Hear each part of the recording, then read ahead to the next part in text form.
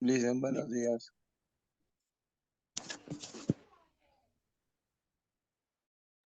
Buenos días con todos. Muy buenos días.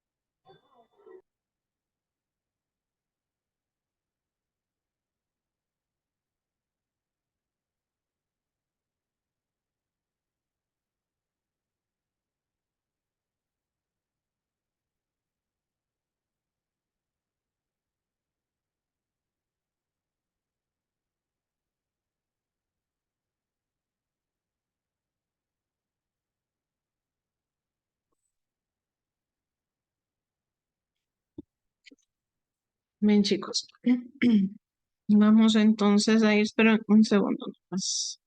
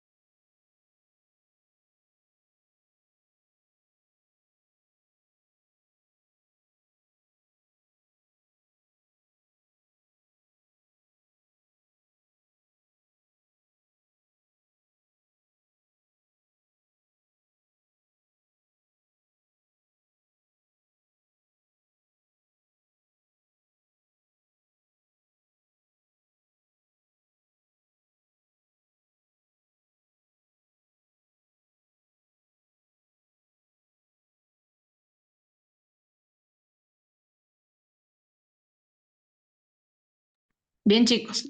Vamos a ir ahora resolviendo, por favor, lo que es el cuestionario de historia. Bien, la pregunta 1 nos dice, completa el enunciado y subraya la respuesta correcta. Nos dice, la es la ciencia que estudia los hechos del pasado llevados a cabo por sus protagonistas en tiempos y lugares determinados.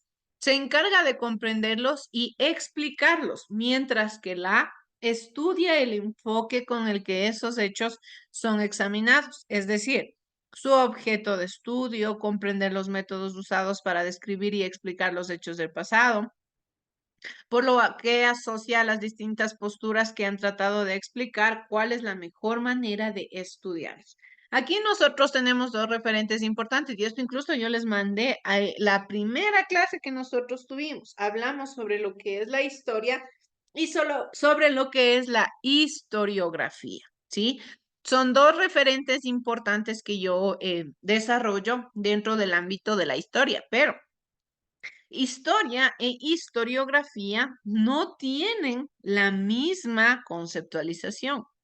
La historia es la ciencia que nos estudia, que nos invita a nosotros a analizar y a estudiar los hechos y sucesos del pasado. Pero por otro lado, de una o de otra manera, de una forma más directa, le vamos a entender a la historiografía como la ciencia que estudia a la historia. La historia estudia el pasado y la historiografía estudia a la historia. En este caso, tal y cual, nos ayuda a entender cuáles son los métodos de escribir los hechos del pasado, por qué se asocian estas diferentes posturas y todos estos elementos y referentes, ¿sí? Entonces, la respuesta a la pregunta número 1 es la opción A. Vamos, la pregunta número 2 nos dice, es una característica de las fuentes primarias. Todas estas primeras preguntas se refieren como tal a la historia, ¿sí? En una introducción principal. Opción A, su procedencia está manipulada o la han trabajado. Opción B, se caracteriza por ser netamente escrita. Opción C, son fuentes directas por lo que no han sufrido modificaciones. Y la opción D, son preliminares por lo que no tienen validez. ¿Sí? Aquí tenemos nosotros referentes. Yo también les decía en las clases. Principalmente dentro de la historia, nosotros manejamos dos tipos de fuentes, lo que es la fuente primaria y lo que es la fuente secundaria, ¿sí? Las fuentes primarias son todas aquellas de las cuales yo puedo obtener información, pero de manera directa. Sí, es decir, información de primera mano.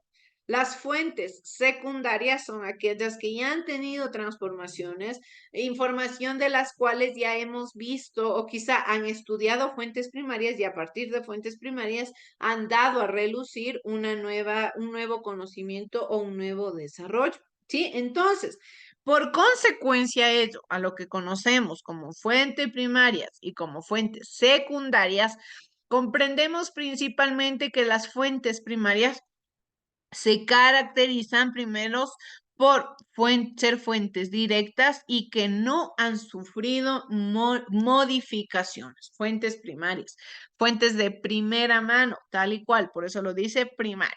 ¿Sí? Entonces, la respuesta a la pregunta 2 es la opción C.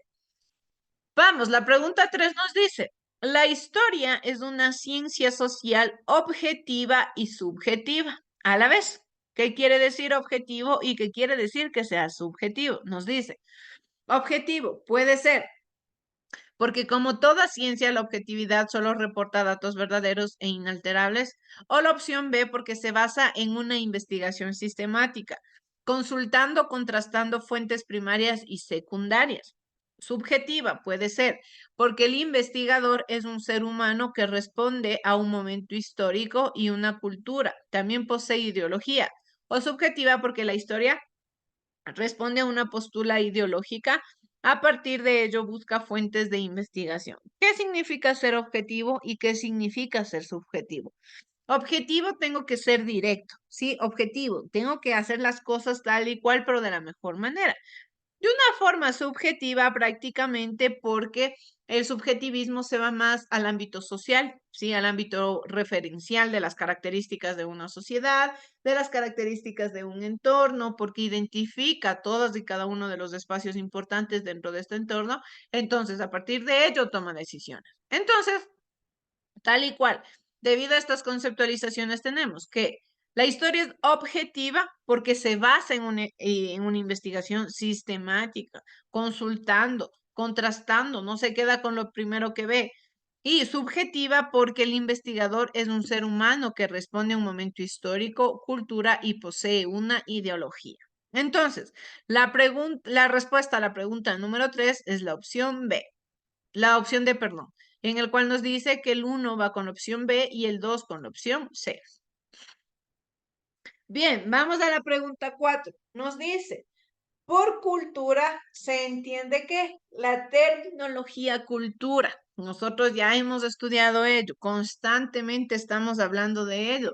Cada que nosotros nos enfatizamos en una sociedad, cada que nos enfatizamos en una cultura, entendemos principalmente que todos estos elementos se refieren directamente al conocimiento del espacio geográfico, al entendimiento de la sociedad, al entendimiento de las cosas que caracterizan a un entorno, a un espacio, a un determinado tiempo, a todo lo que conlleva iniciativa, todo lo que conlleva características, todo lo que conlleva formas de pensamiento es una cultura. Tenemos aquí 4 conceptualizaciones. Nos dice la primera. Por cultura se entiende a la cultivación de conocimientos que permitan a la persona abandonar su estado de ignorancia. La opción B es el conjunto de rasgos adquiridos por aprendizaje, compartidos por un grupo social que expresa la forma en que se entiende y actúa el mundo. La opción C es el conjunto de rasgos heredados que se van mejorando con el aprendizaje social. Y la opción D es el nivel de conocimientos que puede lograr un individuo o a su vez un grupo social.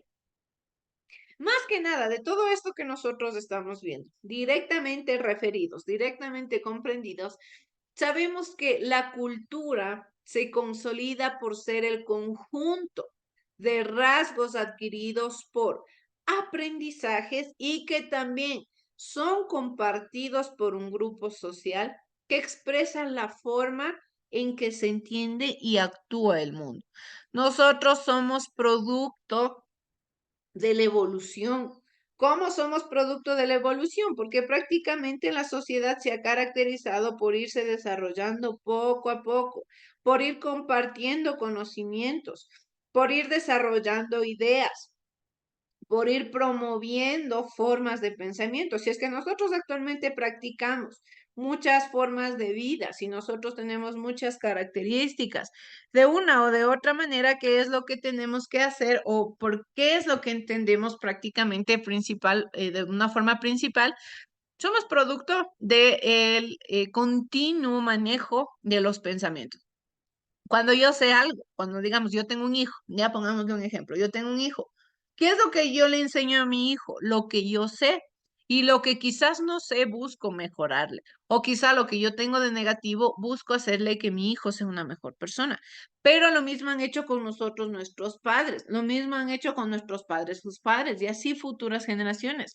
Y no solamente hablando desde el ámbito familiar, sino que también nosotros somos producto de la constante mezcla social, ¿sí? De cómo se conforma, de cómo de cierta manera, se mueve la sociedad. Yo cuando tengo contacto con el entorno, con el espacio físico, tengo la capacidad de aprender también de la sociedad. Todo, por ejemplo, las tradiciones, bailes, fiestas, todo lo que hay en la sociedad es producto de qué? De la del constante legado que va dejándonos las anteriores sociedades. Y nosotros seremos el legado de otra sociedad y de próximas sociedades y así constantemente se irá promoviendo diferentes formas de desarrollo. ¿Ya? Entonces la respuesta a la pregunta 4 es la opción B.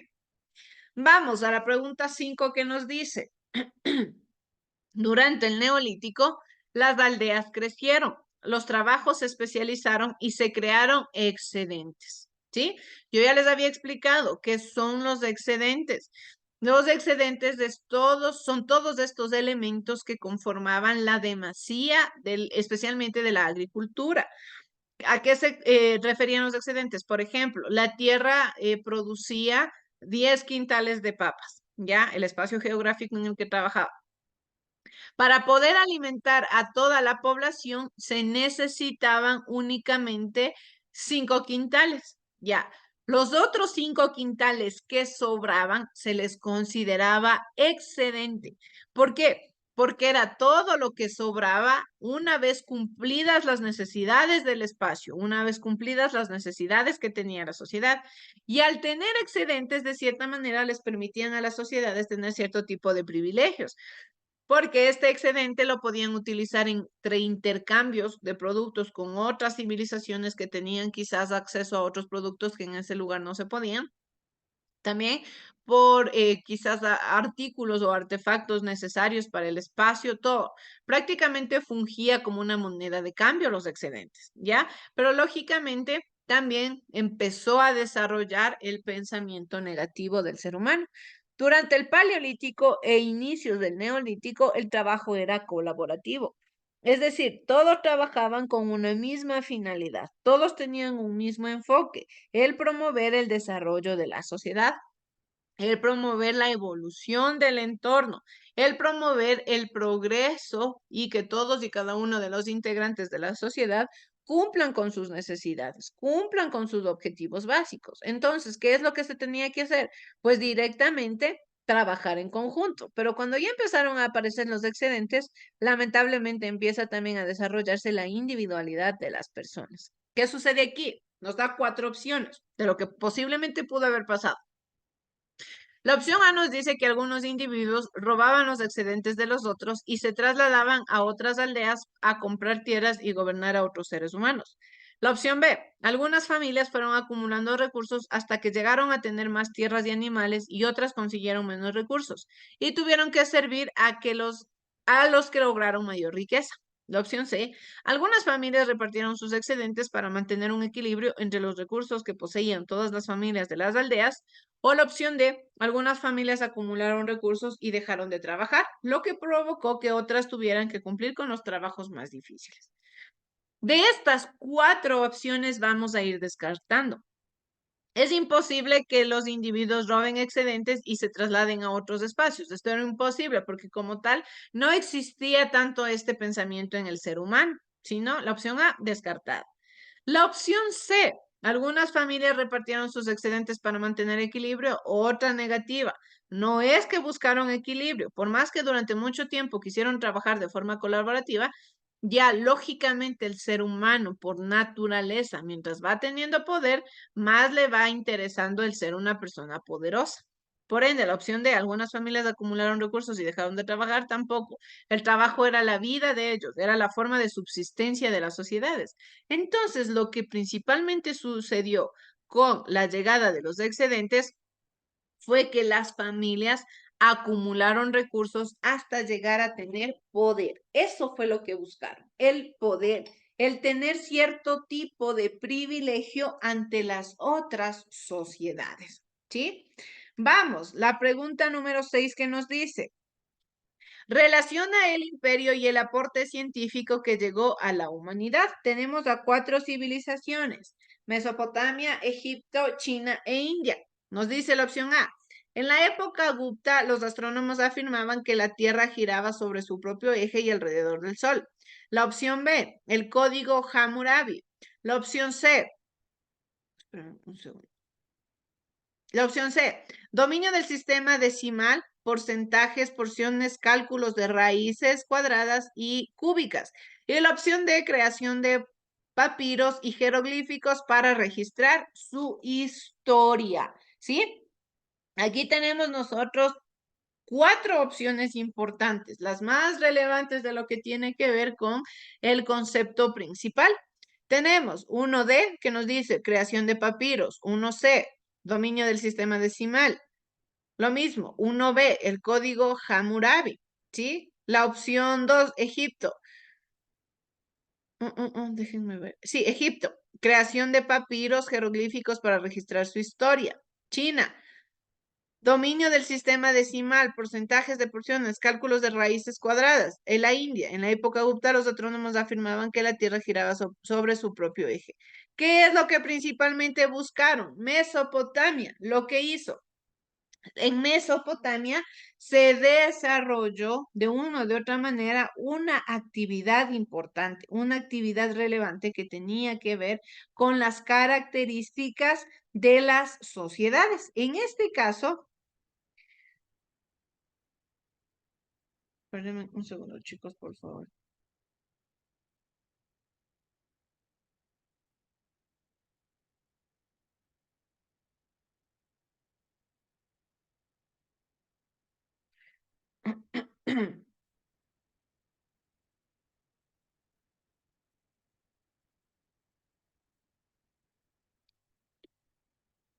Bien, entonces, en este sentido, ¿qué es lo que nosotros tenemos que principalmente la Mesopotamia desarrolló? El código Hammurabi.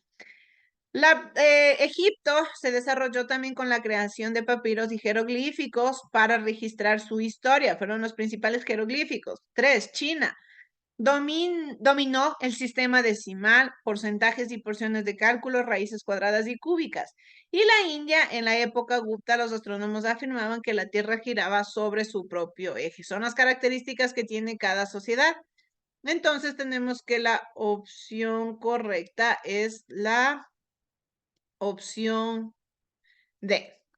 Bien, vamos, continuemos con ir avanzando que ya se nos acaba el tiempo. Para los egipcios era fundamental alcanzar la inmortalidad del alma. Para ello, tenemos cuatro opciones. Desarrollaron técnicas muy sofisticadas de embalsamiento de los cuerpos y construyeron monumentales pirámides para guardar los cuerpos de los faraones. Opción B, realizaban rituales funerarios muy complejos y embarcaban los cuerpos en navíos para quemarlos en alta mar. Opción C, tenían templos especializados para enterrar a los muertos y realizaban fiestas que duraban una semana para que el muerto pudiera transitar al más allá. O la opción D, los sacerdotes acompañaban a los cuerpos de los muertos por 3 días y realizaban cánticos para que los dioses recibieran con beneplácito a los difuntos. ¿Qué sucede aquí? Lógicamente, desde la historia, desde lo más incluso recóndito de las personas que pueden tener cero conocimiento de historia, sabemos que los egipcios se caracterizaron por sus grandes pirámides. Entonces, lógicamente, entendemos que la respuesta correcta es la opción A. Estas grandes pirámides que ellos desarrollaron lo hicieron con la finalidad de crear tumbas para sus faraones, ¿sí? Estas grandísimas pirámides eran como tumbas porque como ellos creían en el más allá, se tenía que darles como tal una buena vida, se les tenía que dar una buena producción, se les tenía que tener de cierta manera en un espacio adaptable para su siguiente vida. Y por eso es que incluso estas grandes pirámides eran caracterizadas como mansiones, porque era lo que se merecía el faraón, era lo que prácticamente tenía que vivir el faraón. Vamos a la pregunta 8 que nos dice, en el Imperio Chino se desarrollaron dos tipos de pensamiento religioso. ¿Cuáles eran? Tenemos 4 opciones, el brahmanismo y el vihara, confucianismo y taoísmo, judaísmo y cristianismo y el islamismo y cristianismo. ¿Sí? El brahmanismo es lógico, creo yo, que si ustedes deben recordar cuando nosotros hablábamos, el brahmanismo se refiere al a la cultura de la India. Entonces, la opción A descartada, porque el brahmanismo principalmente lo que busca es ser una religión de la India. Vamos con la opción B, el confucianismo y el taoísmo. Esta es la opción correcta. ¿Por qué? Por descarte, judaísmo y cristianismo no tiene absolutamente nada que ver con China. Es más que ilógico creer que los chinos pueden llegar a ser judíos. Lo mismo, islámicos y cristianismo, negado. La opción por descarte, sí, esto es importante que ustedes, como les decía anteriormente, el pensamiento que ustedes deben desarrollar también a veces cuando quizás se olviden de alguna pregunta o se olviden de la respuesta, es por descarte. Siempre las preguntas van a ser lógicas, ¿sí? Vamos con la pregunta 9. En la cultura hindú, el hinduismo o brahmanismo organiza la sociedad en castas. Por esto, todo ser humano al morir va a un espacio súper terrenal que corresponde con su casta. Todo ser humano debe en su vida terrenal esforzarse para alcanzar una casta superior. Opción C, los seres humanos al morir, dependiendo de su comportamiento, renacerán en una casta superior o inferior a la que tuvieron en la presente vida. El objetivo más importante del ser humano es conservar su casta para reencarnar en ella la próxima vida.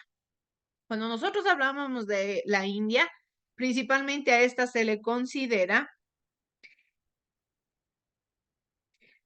una sociedad de castas. ¿Por qué se le considera una sociedad de castas? Principalmente porque tenían que estar divididos, pero de una forma bastante clasista. La sociedad de castas es una división, pero que las personas no pueden movilizarse en la misma. La casta se refiere al color de piel, a la etnia de las personas. Si una persona nace en una casta, imposible la idea de que pueda trasladarse a otra. No es como tener una división social, por ejemplo, en el ámbito económico. Si es que yo tengo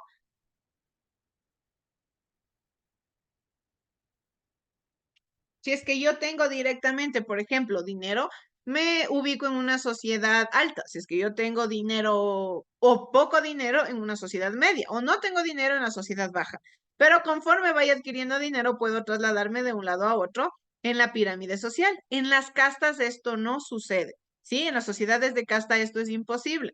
Las personas están destinadas desde su nacimiento hasta su muerte a vivir en la misma casta social e incluso no les permiten incluso el acceso a muchos privilegios a los de las castas sociales altas. En este caso, entonces, esforzarse para alcanzar una casta superior, negativo. Principalmente, lo que buscaban era que el objetivo más importante del ser humano era conservar su casta. ¿Por qué? Porque al momento de conservar su casta, de cierta manera, podía reencarnar en su misma casta una vez que reencarne, porque era la ideología que tenían los hindúes. Perdón, chicos. Bien, vamos a la pregunta 10. Ya nos queda mucho tiempo. El estilo arquitectónico utilizado en la construcción de viviendas chinas son barroco, pagodas, pirámides o zigurats. Pirámides o zigurats descartado, porque eso se refiere a las culturas de Mesopotamia, a las culturas de Egipto, que no tienen nada que ver con las chinas. El barroco tampoco, el barroco se refiere más a las estructuras arquitectónicas del ámbito colonial. Nos vamos a las pagodas, que es el estilo arquitectónico referente a las viviendas de China, ¿sí? Esta normativa o este nombre, esta significación, se le da a los espacios arquitectónicos de China, las estructuras con las cuales China se desarrolló. Como les digo, barroco negado, porque esto era en la época colonial. Pirámides se refiere a Egipto. Siguras, de igual manera, tiene que ver con otra cultura diferente a la china. Vamos a la pregunta 11. Nos dice, los templos famosos egipcios edificados en la ciudad de Tebas. Tenemos 4. El Karnak, Abu Simbel, el Chichen Itza Palenque, el Partenón, Heliópolis o el Tenochtitlán en Tenochtitlán.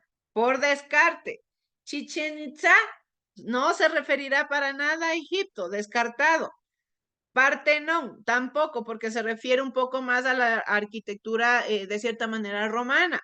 El Tenochtitlán, menos, también se refiere a una cultura mexicana. ¿Cuál será la respuesta entonces por descarte, chicos? Yo les estoy incluso, más allá de decirles del Karnak es una edificación egipcia por tal o cual situación, no.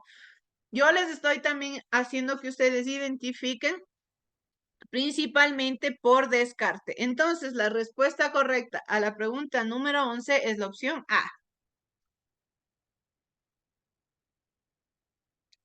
La pregunta 12 nos dice, el emperador que inició la construcción de la muralla china fue Mao Zedong, Lao Tse, Xi Huangdi o Confucio. ¿Quién fue el promotor de esta famosa muralla? Incluso que es hasta en la actualidad uno de los centros turísticos más importantes. Fue Xi Huangdi. Él fue el personaje que empezó la construcción de esta muralla.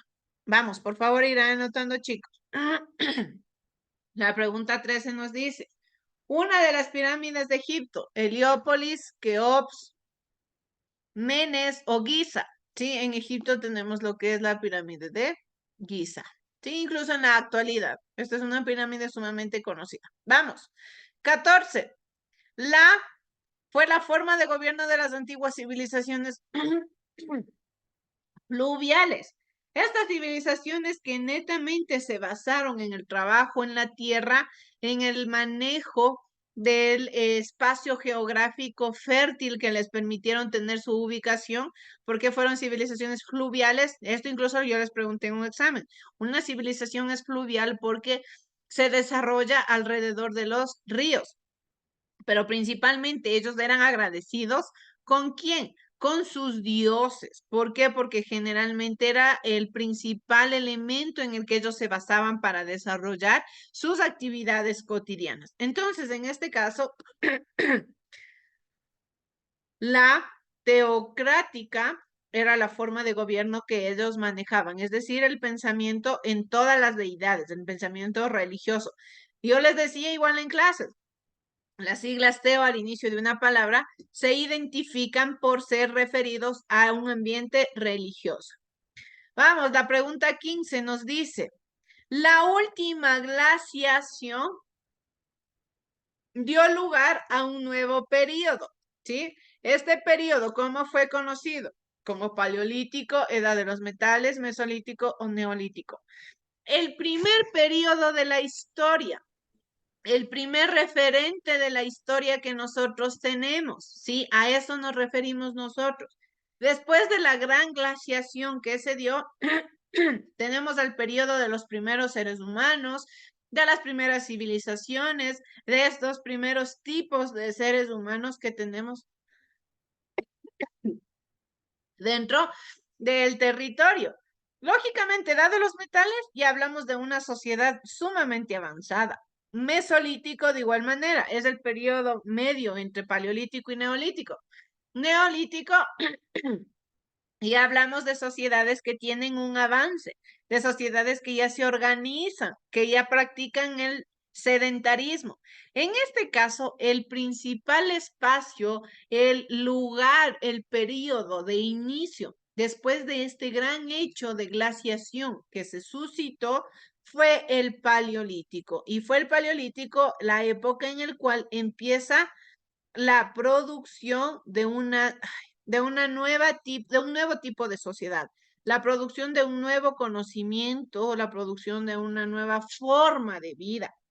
Después de muchos años del territorio haber pasado totalmente cubierto por hielo, ahora teníamos la característica de una nueva civilización.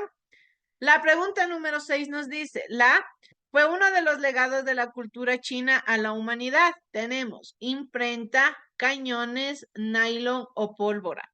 La imprenta, chicos. Ustedes, por favor, cuidado, piensen que en algún momento la pólvora va a ser uno de los legados más importantes que China dejó. Si bien es cierto, China también implementó la pólvora, eso es 100% correcto.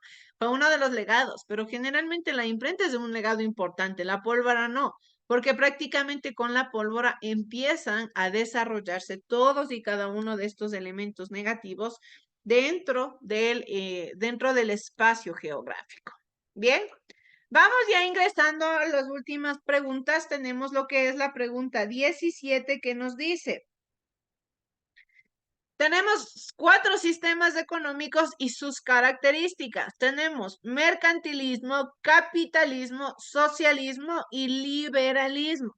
Dentro de lo que nosotros conocemos como el mercantilismo, debemos identificar que este sistema económico se refiere a la cantidad de riquezas que acumula un Estado. A eso se refiere el mercantilismo, la cantidad de riquezas que obtiene un país, ¿ya? Ese es el sistema económico conocido como el mercantilismo. El capitalismo, la doctrina económica que nosotros desarrollamos en la actualidad. Este capitalismo se refiere a qué?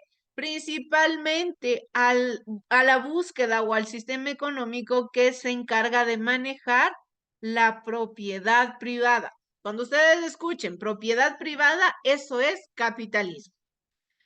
Vamos con el siguiente que nos dice, ¿qué es el socialismo? El socialismo es una de las corrientes que prácticamente impulsó, la ilustración.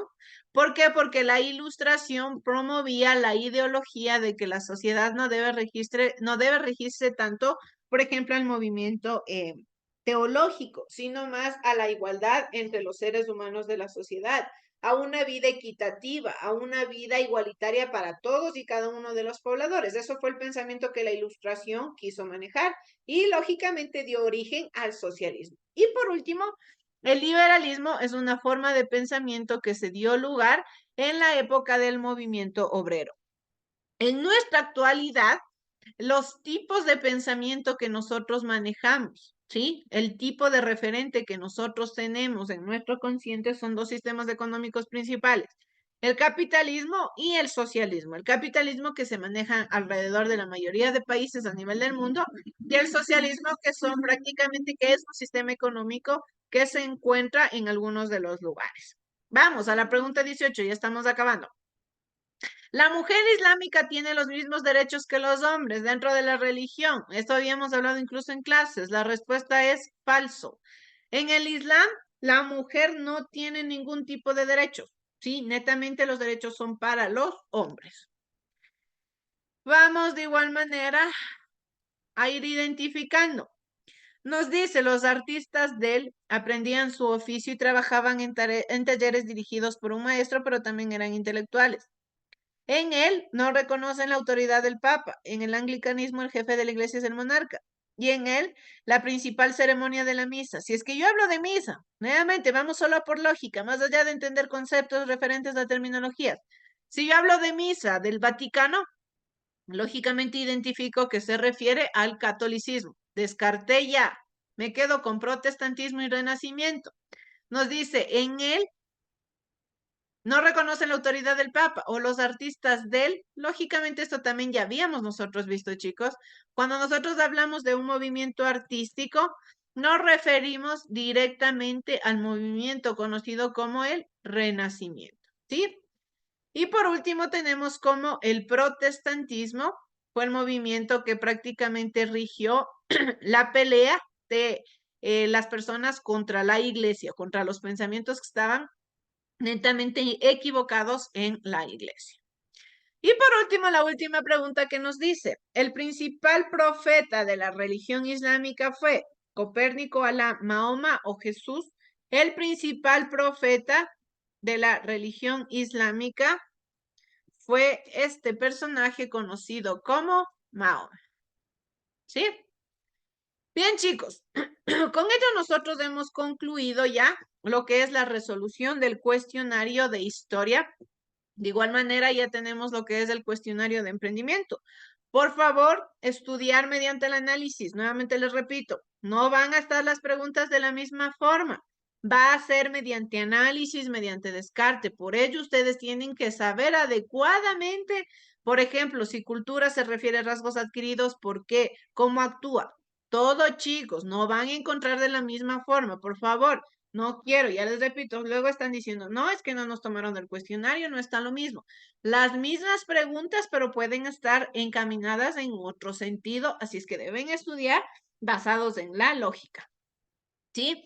Bien, chicos, eso es todo. Ya les dejo para que sigan a su receso. Por favor, cualquier cosa, cualquier inquietud que tengan, por favor, me comentan, chicos, ¿sí? Saben que tienen mi número de contacto, ya les comparto lo que es la grabación de la clase y de igual manera el cuestionario resuelto. Que tengan un excelente día, chicos. Muchas gracias.